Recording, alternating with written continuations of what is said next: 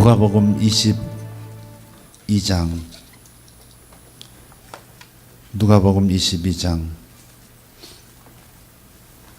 31절부터 34절 말씀까지 우리 함께 보도록 하겠습니다.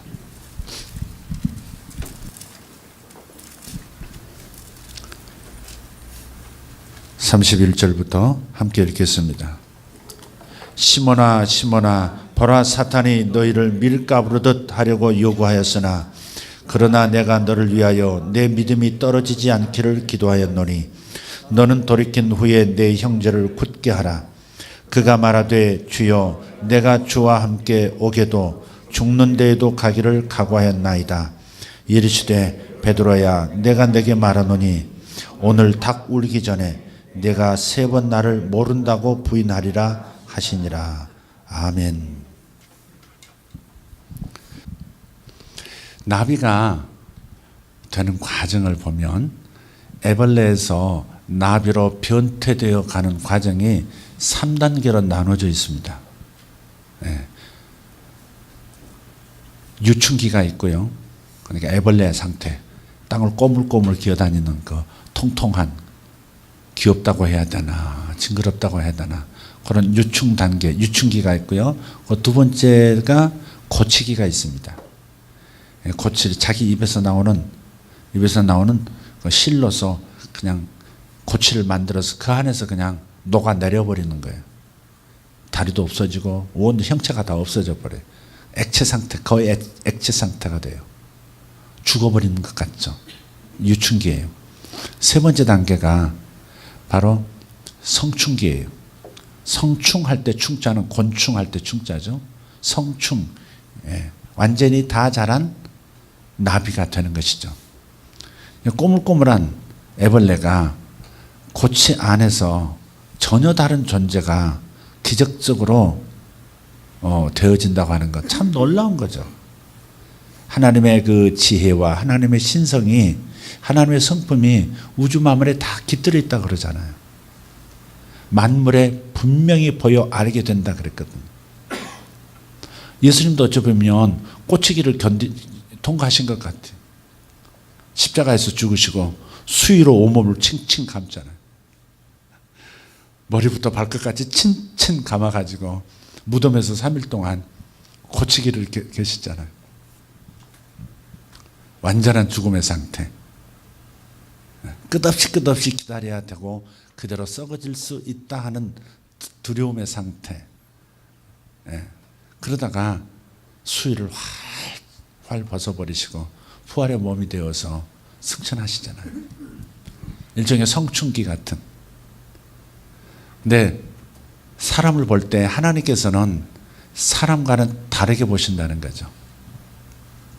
사람이 사람을 보는 것과 하나님께서 사람을 보는 것은 달라요.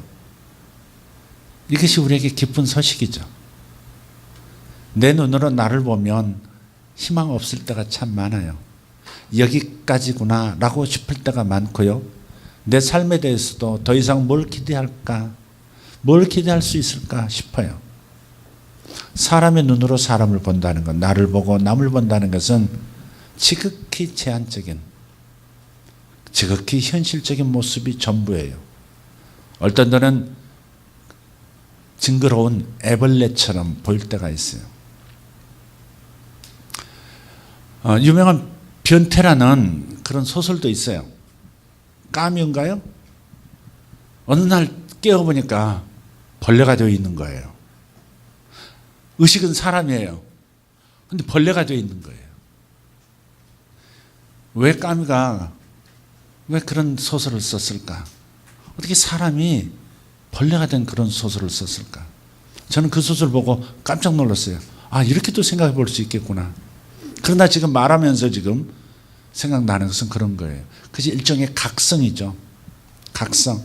자기 자신을 본다는 거죠. 아, 애벌레 같은 존재가 인간이구나. 교만한 사람들은 이런 부분을 좀 봐야 돼요.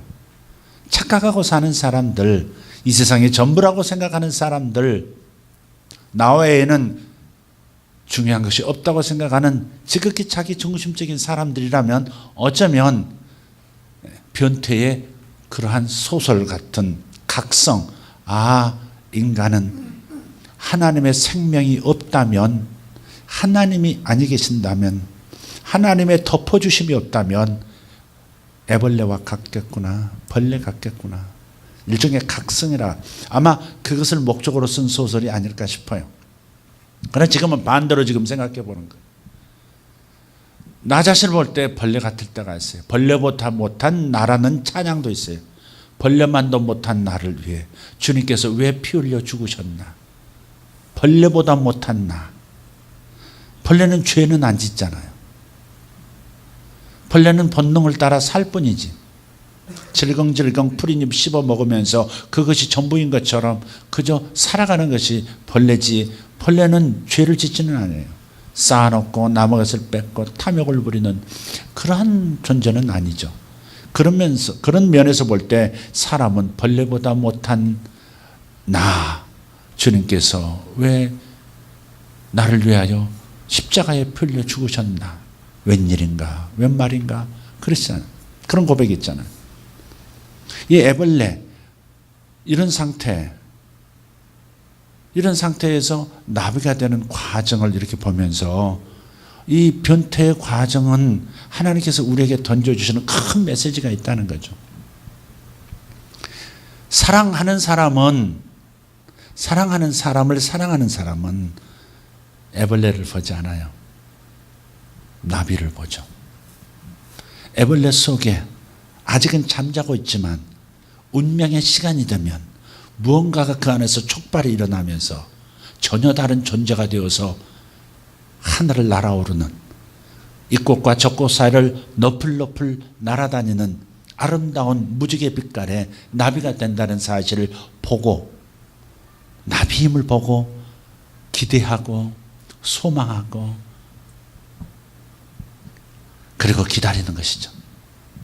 사랑하는 사람은 그래요. 부모는 자식을 애벌레로 보지 않아요. 제가 늘 들었던 말씀이 있어요. 어머니가 선생님 앞에서, 어머니가 이웃 아줌마들 앞에서, 얘는 머리는 좋은데 노력을 안 해. 저만 들었을까요? 거의 모든 사람들이 이 말을 들었을 거예요. 얘는 똑똑한데 노력을 안 한다. 절망이 살짝 섞인 희망의 목소리죠. 사랑하면 애벌레를 보지 않아요. 나비를 보지. 사랑하지 않으면 나비를 보는 것이 아니라 애벌레를 봐요. 제가 왜 이 얘기를 할게요? 수연이 때문에 지금 얘기한 거예요. 지금 때로는 위험한 일 하지 마라, 자제를 지키고 훈계하고 때로는 책망도 하지만, 그러나 사랑하는 눈으로 보면 전혀 다른 존재가 보이게 돼 있어요. 애벌레 안에 숨어 있는, 애벌레 안에 자기 때를 기다리고 있는, 자기의 운명의 때가 올 때를 기다리면서 꾸물꾸물 다니는 그 애벌레 속에서 나비를 보는 것이죠.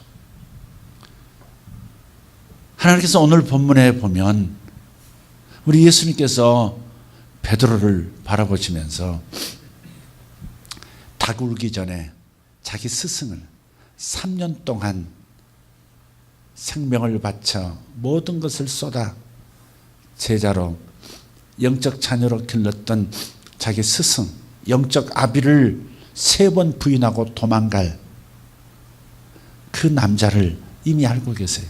애벌레의 현재 모습을 알고 있단 말이에요.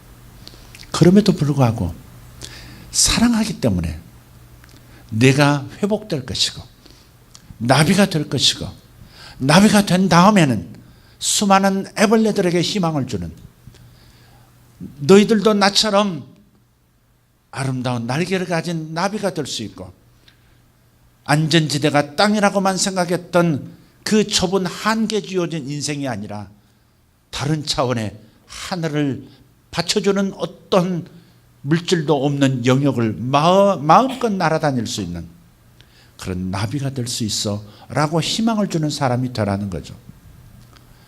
네가 회복이 되면 다른 형제들을 굳게 죽게 하라 그랬잖아요.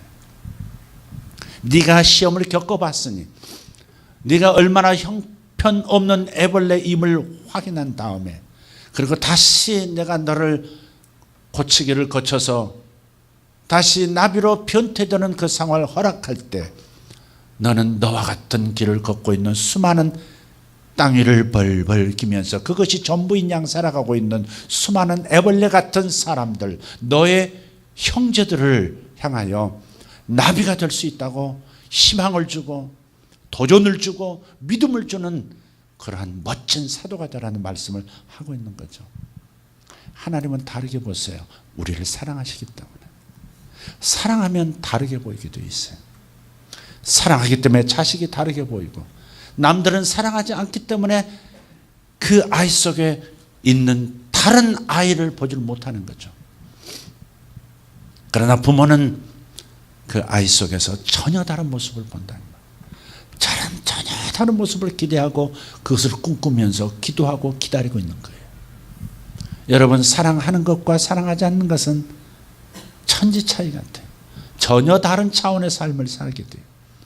2차원적 평면 속에 갇혀있는 존재와 3차원의 시공간을 누빌 수 있는 존재는 삶의 양태가 전혀 다르죠. 사랑하는 자와 사랑하지 않는 것, 사랑하는 것과 사랑하지 않는 것은 천지 차이란 말이에요. 사랑하면 다른 세계가 보여요. 사랑하면 다른 모습이 보이게 되어 있다는 말이에요. 우리 예수님께서는 베드로를 사랑하셨기 때문에, 제자들을 사랑하셨기 때문에 가장 비참한 자기의 내면 나쁜 성품을 보이고 충성스러움은 둘째치고 배신하고 배반하고 도망쳐버리는 이 불충의 사람 베드로를 보면서 그 애벌레 상태만 보는 것이 아니라 그 속에 숨어서 자기 때를 기다리고 있는, 날개를 펼 때를 기다리고 있는 또 다른 베드로를 바라보시면서, 그러면서 그를 양육하셨고 배반하는 그 순간에도 그를 버리지 아니하시고 사랑의 눈으로 바라보시는 것이죠.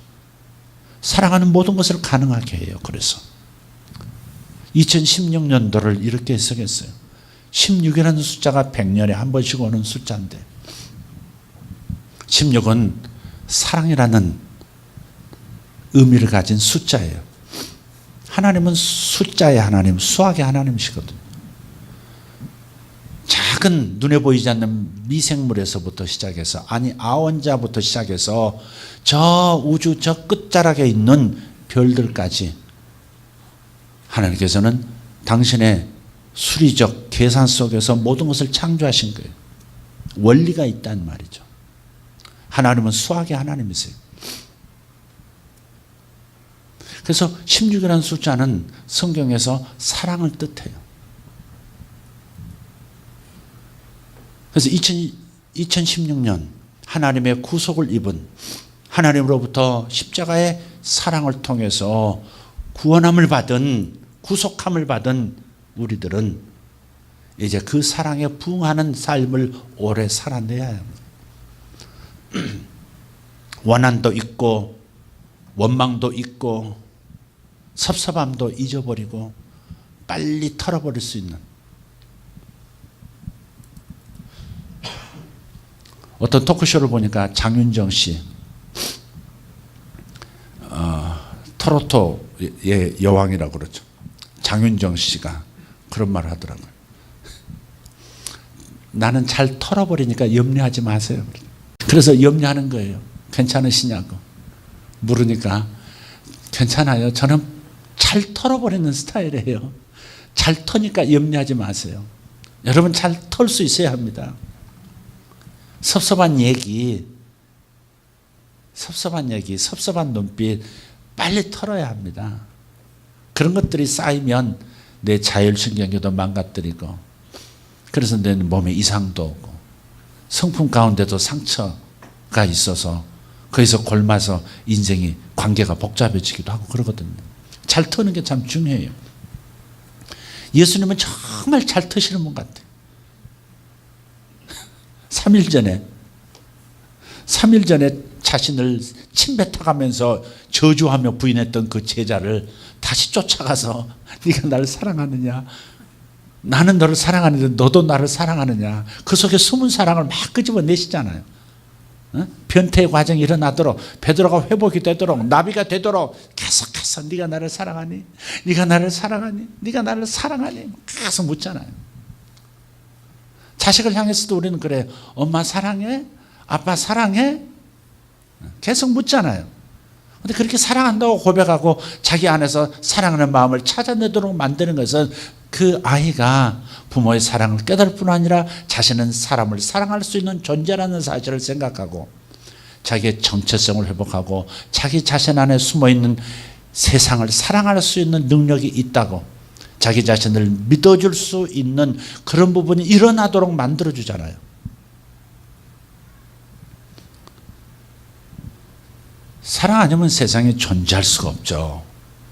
각각의 입자들이 어떻게 전부 모여 철을 이루고 금을 만들고 어린 잎을 만들고 수증기를 만들고 사람의 피부 조직을 만들고 똑같은 그런 입자 작은 알갱이들이 각각에 붙어있는 모양과 성분과 이 인력을 다르게 해서 전혀 다른 물질이 되도록 만들어 온 세상이 이렇게 아름다운 존재로 다양한 만물로 이렇게 존재하도록 만들었다. 이건 하나님의 사랑 때문에, 사랑의 인력이 서로를 끌어당겨 이렇게 만드는 거거든요. 지난번 잠깐 말씀드렸죠. NaCl, 염화나트륨, 소금을 원소로 분리를 하면 염산인가요? 염소 하나하고 또 하나 나트륨이 나온단 말이에요. 나트륨은 물에 접촉만 해도 폭발해버려요. 물에 접촉만 해도 나트륨은 폭발을 일으켜요. 네. 염소라는 것은 극약이죠, 그건. 근데 둘 다 치명적인 물질인데, 원소인데, 그걸 합해 놓으면 이 세상의 모든 생명들은 반드시 섭취해야만 하는 소금이 된다는 말이죠. 사랑이라는 이 결합의 능력이 사람의 생명을 살리고 세상을 살리는 그런 좋은 물질이 되게 하는 것, 이게 하나님의 사랑의 권능이 우주에까지 이런 모든 물질에까지 뻗어 있다는 말이에요. 추상적인 게 아니에요. 사랑은 능력이에요. 베드로라고 하는 이 애벌레가 스승마저도 부인하고 꼬물꼬물 도망가 버리고 저 음습한 나뭇잎 밑으로 들어가 버리려고 하는 그 베드로, 갈릴리에 갈대숲으로 숨어드는 애벌레를 주님은 쫓아가셔서 네가 나를 사랑하느냐고, 나 너 사랑하는데 너도 나 사랑해, 이렇게 끊임없이 물으심으로써 그가 나비가 되어지도록, 사자가 되어지도록, 온 세상을 향해서 날아오르도록 만들어주신 그 역동적인 주님의 그 사랑의 모습, 사랑의 힘이죠. 우주는 하나님의 사랑 때문에 만들어졌고 하나님의 사랑 때문에 붙들려 있고 하나님의 사랑 때문에 완전해질 거예요.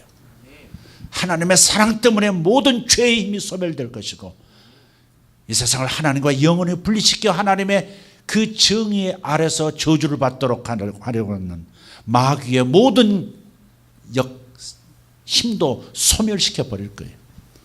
그리고 온 세상이 하나님 안에서 통일되어 온전한 자유에 이르게 만들 겁니다. 자, 우리는 너무 거창하게 앞으로 갈 거 없어요. 당장 다시 한번 자신으로 돌아보세요. 하나님은 사람하고 다르게 우리를 보세요. 여러분 자신을 응시할 줄 알아야 돼요. 응시하되 엉뚱한데 응시하면 안 돼요. 오직 한 가지에 집중하셔야 돼요. 하나님이 나를 어떻게 보시느냐, 그걸 찾아내고 거기에 내 모든 에너지를 다 쏟아야 돼요.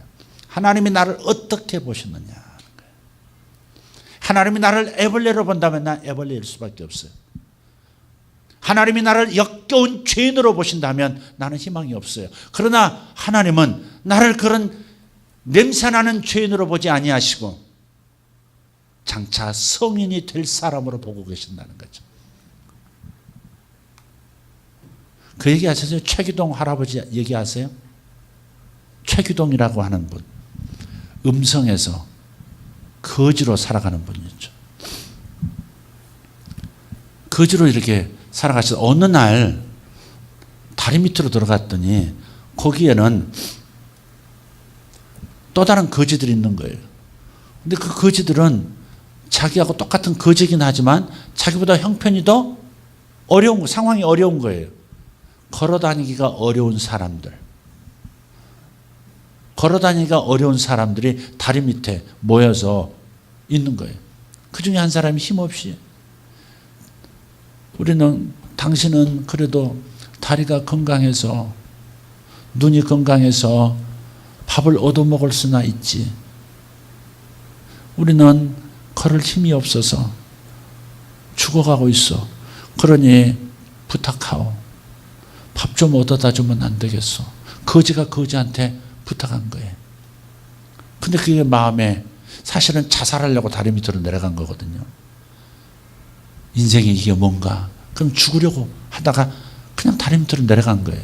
근데 다른 거지를 본 거고 그 거지가 자기한테 당신은 나보다 나은 거지요. 그 말을 듣는 순간에 자기 삶의 목표, 인생의 목적 함수를 다르게 본 거예요. 나는 다른 사람보다 나은 점이 있구나. 다른 사람보다 행복할 수 있는 조건이 있구나. 그거 하나의 인생의 모든 것을 건 거예요. 그래서 그 사람들 먹여주려고 밥 얻으러 다니는 거예요. 거지가 다른 거지 밥 먹이려고 돌아다니는 거예요. 얼굴도 몰라, 성도 몰라, 한 번도 본 적 없는 그 다른 거지들을 먹이기 위해서 음성심을 다 돌아다녀요. 밥을 얻어다가 그 찬밥, 김치 그냥 같이 버무려서 같이 먹이고 자기도 먹고. 예. 그러다가 이제 어떤 캐톨릭의 리더한 사람을 만나죠. 그리고 이제 그 일을 계속 합니다. 그러다가 그분이 죽어요. 거지를 먹이다가 죽어요. 그 사실을 언론 매체를 통해서 이제 알려가지고 그때 당시 12억인가 처음 모금이 돼가지고 음성 꽃동네라고 하는 그 장애인들을 돌보는 그런 요양소가 세워진 거죠. 지금 매우 커졌지만 거지가 거지를 먹이기 위한 사랑이라고 하는 것은 그런 거죠. 사랑이라는 것은 그런 거예요. 굉장히 큰 일을 이룰 수 있어요. 사랑은 능력이에요. 이렇게.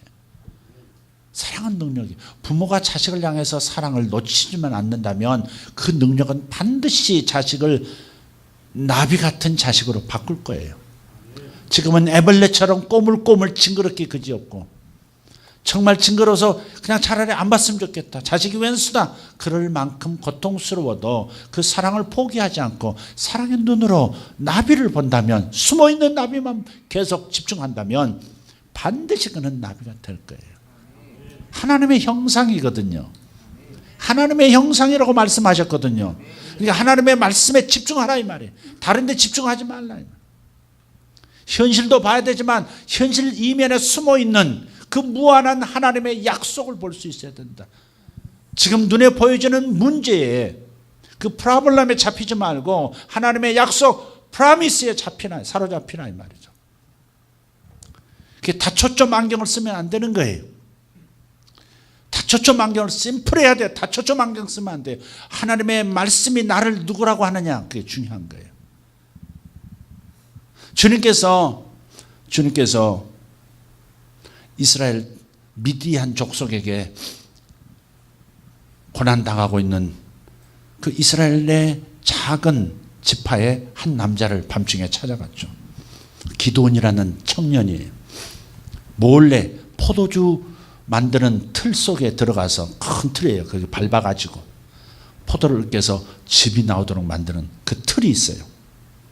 거기 몰래 들어가가지고 몰래 배운 밀리삭을 가져다가 거기서 몰래 털어서 먹고 있는 거예요. 남자가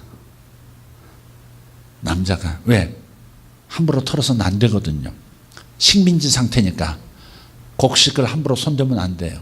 배에서 일정 부분만 주고 나머지는 다 걷어가 버리거든, 미디안 족속이.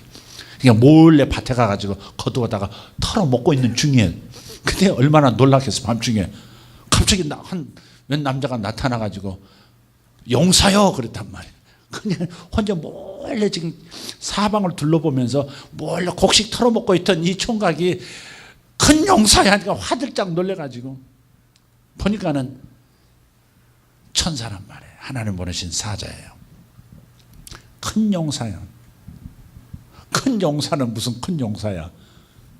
죽으면 죽더라도 내가 밭에서 그냥 대놓고 막 베먹어버리겠다. 뭐 이래야 큰 용사지. 최소한 그 정도는 해야 담력 있는 남자야 큰 용사지. 어디 조용히 몇 포기 뜯다가 거기서 털어먹고 들킬까봐 그러고 앉아있는 남자는 무슨 큰 용사라 그러냐고요. 내가 애벌레지 무슨 나비야. 지금 하나님께서는 나비야 그런 거예요. 지금 나비여, 아름다운 무지개 빛깔의 나비여, 기드온 그대는 하늘을 날 수 있는 나비여.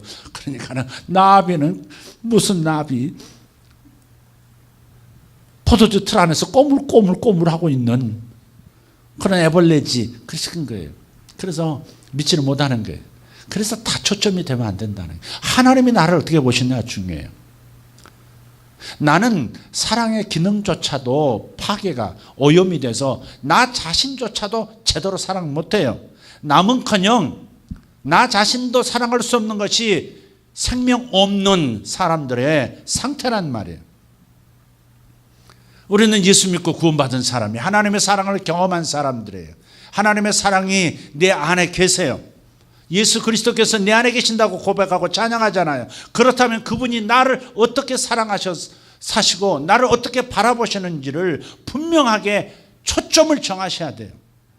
큰 용사라고 말하시면 맞습니다. 저는 큰 용사입니다. 아무리 눈을 씻고 봐도 냄새나고 징그러운 애벌레 같아도 하나님께서 나를 나비라 보신다면, 아름다운 차원이 다른 존재라고 말씀하신다면, 또 그렇게 될 것이라고 주님께서 자신 있어 하신다면 하나님의 자신감에 내 모든 것을 포기해야 한다는 말이에요.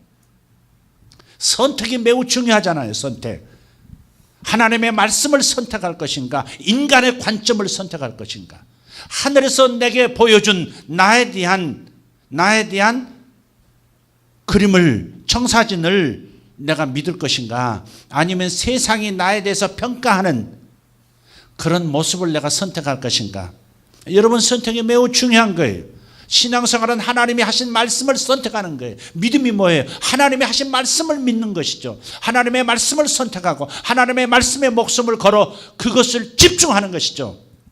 하나님이 나를 사랑받을 존재라고 말씀하시고 너는 이미 용서받은 의인이라고 말씀하시면, 주님 저는 의인입니다. 어제 자빠졌고 조금 전에도 자빠졌어도 그래도 다시 딛고 일어나서 주님 저는 의인입니다. 의인이 지금 잠깐 넘어져서 흙이 묻었을 뿐입니다. 털어버리겠습니다. 씻어버리겠습니다. 그러면 되는 거예요. 발 씻겠습니다. 그러면 되는 거예요. 그런 믿음이 있어야, 그런 선택, 한 가지의 하나님의 말씀에 온전히 선택하여 그것을 물고 늘어지는 사람이 되어야 언제든지 회개할 수 있는, 진정한 회개를 할 수 있는 사람이 되는 거예요. 확실하게 털어버리고 확실하게 자기 마음에서 지워버리고 자유를 얻을 수 있는 사람, 다시 출발할 수 있는 사람, 그것은 하나님의 말씀을 선택해서 그 말씀을 끝까지 붙드는 사람이에요. 무엇보다도 나에 대해서 하나님이 뭐라고 말씀하시느냐. 사람들은 아모스를 단지 뽕나무지기, 뽕나무 과수원 관리 책임자로 알았지만 하나님은 인생 내내 흔들리지 않는 하나님의 선지자로 하나님은 보셨죠. 사람들은 아브라함 부부를 다 늙어 불임 때문에 고통하는, 아니 고통조차도 잊어버리는, 이제 인생에 희망이 없는 죽어가는 늙은 부부로 그렇게 보았지만 하나님께서는 많은 영혼들을 이끄는 민족의 아버지로 보신 거죠. 그래서 아브라함이라고 하지 말고 아브라함이라고 하라. 그게 내가 너를 보는 관점이다. 그러니까 너는 너를 지금 제대로 못 보지만 나는 너를 보고 있다. 네 안에는 아브라함이 숨어 있다. 아브라함 안에 아브라함, 많은 무리의 압이라고 하는 그 멋진 수많은 생명들을 탄생시킬 조상이 네 안에 숨어 있다. 너는 아브라함이다. 그러니 내가 너를 아브라함으로 보니 너도 너를 아브라함이라 여기고 아브라함이라고 불러라. 모든 사람들은 다윗을 냄새나는 목동, 그 목동으로 그냥 사회의 하부 구조를 차지하는 이름 없는 남자로 그렇게 여겼지만, 그러나 하나님께서는 거인을 단번에 때려 죽여 이스라엘을 구원할 수 있는 용사로 보셨죠. 모든 사람들은 요셉을 범죄자 취급하고 노예로 늙어 죽어갈 불쌍한 사람으로 봤지만, 하나님께서는 애굽 제국을 다스릴 총리로 보신 거예요. 하나님의 관점을 취해야 합니다. 하나님의 말씀을 그래서 알아야 하는 거예요. 하나님의 말씀이 여러분을 뭐라고 하는지, 하나님의 말씀이 예수 믿는 구원받은 하나님의 자녀들을 어떻게 여기시는지 거기에 집중하셔야 돼요. 희생하지 않으면 안 돼요. 선택한다는 건 희생하는 거예요. 어떤 사람이, 어떤 아가씨, 유럽의 동한데요, 이제 홍기가 찼어요. 근데 홍기가 차서 이쪽 저쪽에서 이제 프로포즈가 들어오는 거예요. 이웃의 작은 나라에 왕자가 찾아와서 아리따따는 얘기를 듣고 프로포즈를 합니다. 당신이 내 아내가 되어준다면 이 멋진 왕관이 그대의 것이 될 거라고. 그런데 조금 저쪽에 있는 다른 나라에 제법 큰 가문을 이루고 있는 기사가 말을 타고 자기를 찾아왔어요. 아가씨 사랑하오 그러면서 내 청혼을 받아줘. 만약 그렇다면 내 군대를 지휘할 수 있는 이 검이 당신의 것이 될 것이요. 얼마 후에 다른 남자가 또 나타났어요. 먼 나라를 오고 가면서 무역을 하는 거부 상인의 아들인데, 그가 와서 이렇게 말해요. 내 청혼을 받아주십시오. 그러면 외아들인 내가 아버지 집에 지하에 있는 금괴들, 그건 다 당신에게 줄 것이요. 여러분이라면 뭘 선택하시겠어요? 좋은 왕관을 주는 그 남자를 선택하시겠어요? 아니면 검을 든 기사를 선택하시겠어요? 금괴를 준다는 상인을 선택하시겠어요? 이 여성이 누구를 선택할지 몰라가지고 우왕좌왕하다가 세 사람이 다 떠난 거예요. 그래서 너무 상심이 돼가지고, 사람은 때가 있는가 봐요. 소설에도 그러는 거예요. 동화에도 그런, 사람은 계절이 있다는, 계절을 놓치면 안 되는 거죠. 봄의 계절을 놓치면 씨를 뿌릴 수가 없잖아요. 봄의 계절에만 씨를 뿌릴 수 있는 거죠. 그죠? 겨울에 씨를 뿌린다는 것처럼 머릿속에, 가을, 겨울에 뿌린다는 것처럼 머릿속에 게 어디 있어요.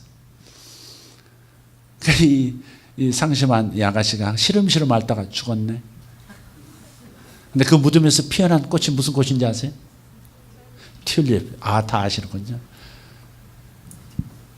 그래서 튤립을 보면 그 꽃은 왕관과 닮아있고, 잎은 기사의 검과 닮아있고, 뿌리는 상현의 금괴와 닮아있다 그러잖아요.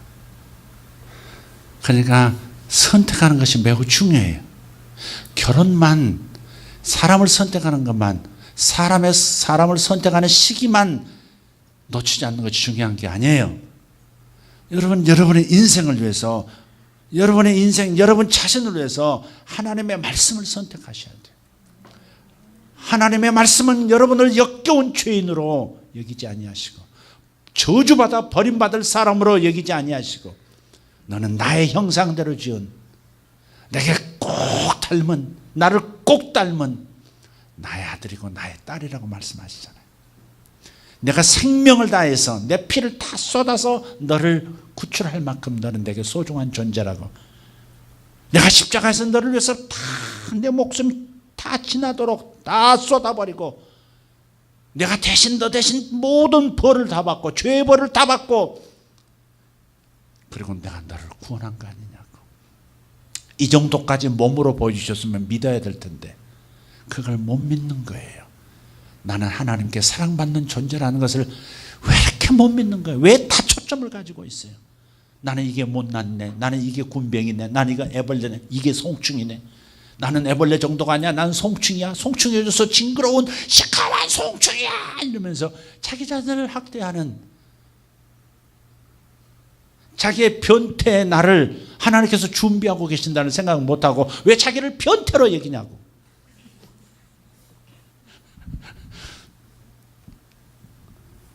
여러분, 아무리 뭐라 해도, 그래서 내가 나를 하나님의 관점으로 보는데 익숙해진, 오직 하나의 초점을 가진 말씀의 사람으로 서면, 그래서 여러분의 영혼이 하나님의 사랑 때문에 건강해진 영혼이 될 때 다른 사람을 코마만큼 사랑할 수 있죠. 다른 사람을 애벌레로 보지 않고 나비로 볼 수 있는 눈이 생기는 거죠. 다른 사람을 나비로 볼 수 있는 것은 나 자신을 그렇게 볼 때, 베드로가 내가 형편없는 사람이 아니라 이런 가능성의 사람이었구나, 사랑의 남자였구나 라고 하는 사실을 드디어 부활 후에 깨달은 다음, 그 꼬치에서 나온 다음 나비가 되어 활짝 날개를 펴고 날기 시작한 다음부터 베드로는 다른 형제들을 향해서 당신의 하늘의 메시지, 사랑의 메시지를 전할 수 있는 사도가 된 것처럼 내가 먼저 나에 대한 의식을 바꿔야 돼요. 사고방식에 혁명이 일어나야 돼요. 저기 호주 갔더니 이노베티용 그러더라. 이노베티용 혁신이란, 자기 자신을 볼 때 전혀 다른 생각으로 하나님의 관점으로 보는 훈련하지. 그게 신앙생활이에요.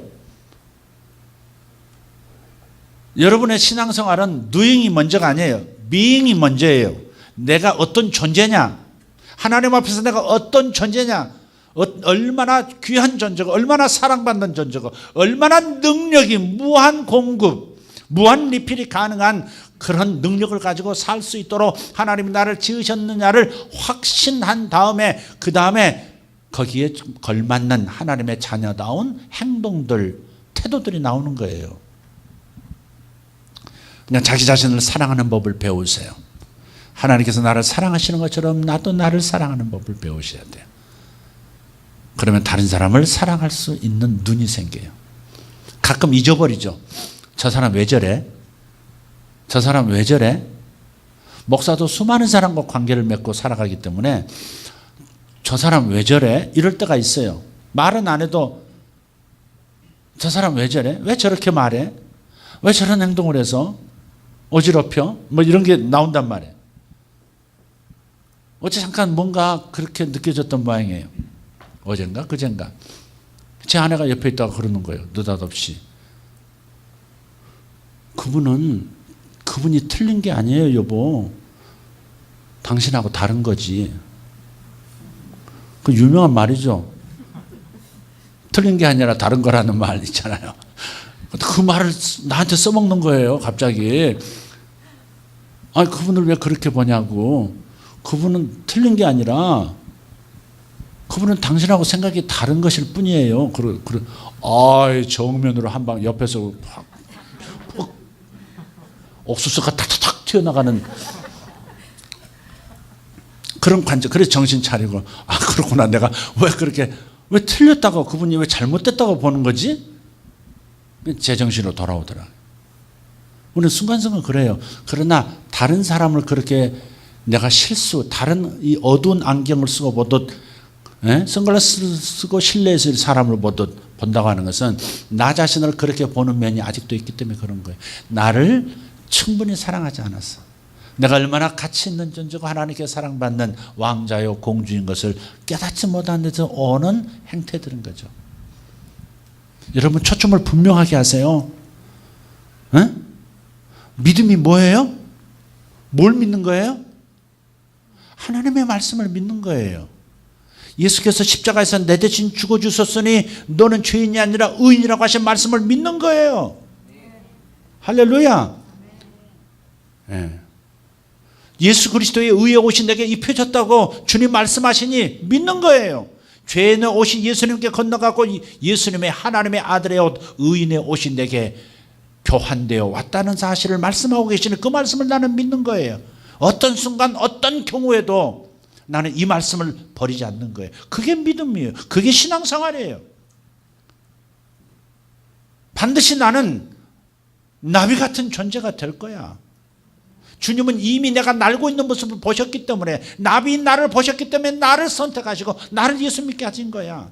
내가 예수 믿었다고 하는 자체가 내가 애벌레로 끝나는 인생이 아니라는 것, 내가 나비가 되는 인생인 걸 아셨기 때문에 나를 선택하시고 나를 위해서 십자가에 피 흘려 죽으신 것이고, 때가 되어 내가 주님을 영접한 거니까 내 인생에 내 미래는 밝아. 나는 달라질 거야.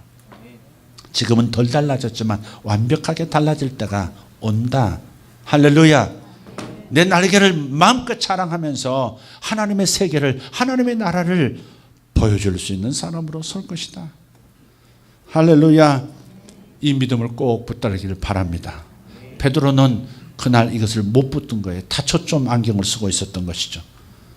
그냥 도망가서 예수님 십자가에서 죽으신 다음에도 결국은 터덜터덜 갈릴리로 가서 나는 갈릴리로 가 고기나 잡을란다 그러면서 제자들 선동해서 몇 놈 데리고 갈릴리로 가버리잖아요. 에? 세상으로 다시 돌아가 버리잖아요. 이유가 뭐예요? 초점이 다초점이라 그런 거예요. 하나님의 말씀이 있는 그대로 믿으세요. 오직 하나님의 말씀밖에, 진리밖에 우리에게 희망이 없어요. 아멘입니까?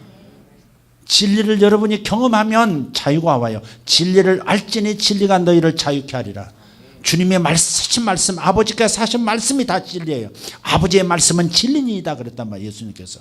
아버지께서 주신 모든 말씀은 진리예요.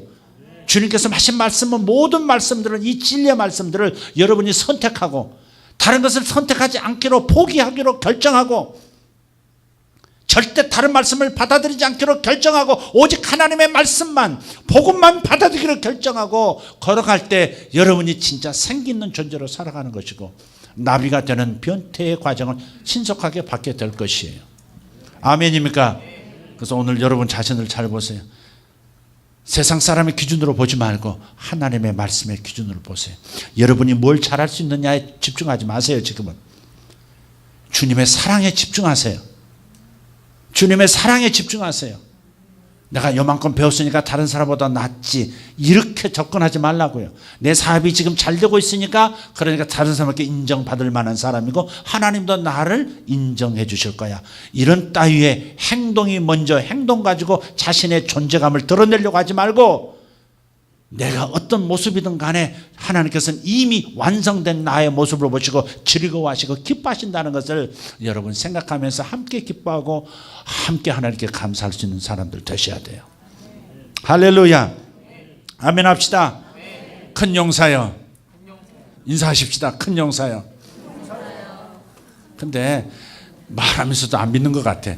듣는 사람은 더 못 믿는 것 같고. 다시 큰 용사여. 참 이렇게 셰익스피어의 햄릿처럼 말해요. 큰 용사여. 이렇게. 이 큰 용사여. 용사들이요.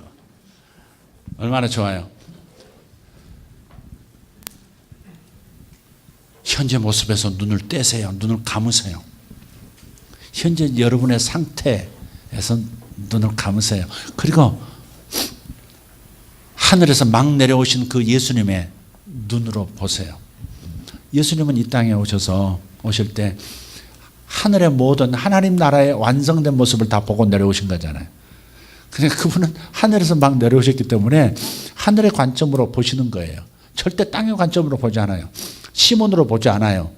게바로 보지 않고 뭐로 봐요? 베드로로 보시는 거예요. 베드로로 보시는 거예요. 베드로로.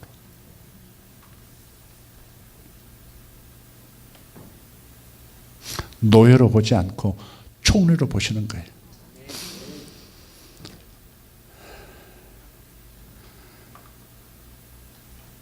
여러분 안에, 생각 안에 혁명이 일어나야 합니다. 오직 하나님의 말씀만을 믿겠다는 혁명적 붙듦이 있어야 돼. 오직 하나님이 나를 보시는 그 시각을 놓치지 않겠다. 나는 하나님께 사랑받는 자이기 때문에, 또 하나님을 사랑하는 자이기 때문에 내 삶에 일어나는 모든 일은 합력하여 다 하나하나 맞춰줘서 좋은 일로 바뀔 것이다. 하나님이 주도하시는, 하나님의 각본을 세우시고 하나님이 지금 감독도 하시고 하나님께서 내 삶의 주변에 나의 삶을 완성시킬 들러리들, 연기자들을 동원하셔서 내 삶을, 나를 주인공 삼아서 멋지게 만드시는 그런 일을 지금 해나가고 계신다. 그래서 오늘 일어난 일들이 다 감사할 일들인 거예요. 상처 입은 일조차도 감사한 거예요. 그걸 통해서 나를 나비로 만들고 계시니까. 바로 그 일을 통해서, 내가 손해본 그 일을 통해서 나를 나비로 만들고 계시니까. 여러분들 다르게 보세요. 변화된 모습을 보셔야 됩니다. 변화된 모습을 보셔야 돼요. 그러면 여러분에게 있는 나쁜 습관들 떼어낼 수 있는 힘이 생겨요. 변화된 모습을 보세요. 주님이 나를 보고 기뻐하시는 모습을 보세요. 그러면 여러분이 지금 어디에 몰두하고 있는 땅의 일을 손에서 놓을 수가 있을 거예요. 기도하십시다.